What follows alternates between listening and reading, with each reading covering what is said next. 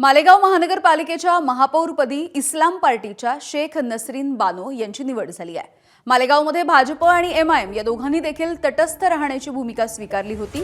नसरीन बानो यांना 43 मतं मिळाली तर शिवसेनेच्या लता घोडके यांना 18 मतं मिळालेली आहेत।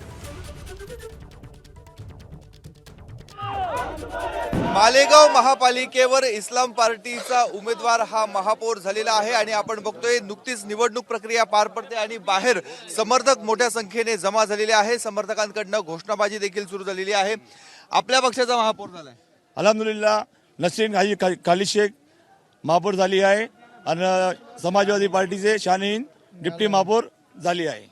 हम पिछले जो 14 महीने पहले इलेक्शन इस्लाम पार्टी की स्थापना के बाद असम्बली का हारे, ये हमारे लिए बहुत अहम और बहुत जीतना ज़रूरी था और अल्हम्दुलिल्लाह हमने आसिफ शेख रशीद की क़यादत में बहुत मेहनत करके जो हमारी 35 सीट आई, सेकुलर फ्रंट की 5 सीट समाजवादी की और कांग्रेस पक्ष के 3 मिला के हम पहले दिन से हमारे जो शेख रशीद साहब है 43 का आंकड़ा बता रहे थे और अल्हम्दुलिल्लाह हम 43 वोट लेके आज मालेगांव महानगर पालिका पे इस्लाम पार्टी का झंडा हमने लहराया है।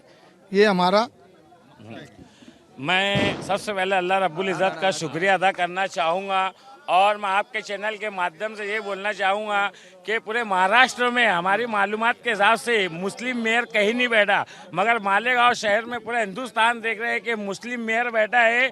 और उससे बड़ी खुशी की बात हमारे लिए ये है कि हमारे शहर की मुस्लिम खातिन हिजाब वाली, जिसको लेकर आम तौर से पार्लियामेंट में हर तरफ चर्चा की जाती है, एक हिजाब वाली खातून मालेगांव शहर में मुस्लिम खातिन मेयर बैठी है। आपण बघतोय हे इस्लाम पार्टीचे सर्व कार्यकर्ते पदाधिकारी आहेत आणि त्यांनी सांगितलेलं आहे की आज ही महापौर पदाची निवडणूक त्यांनी जिंकलेली आहे।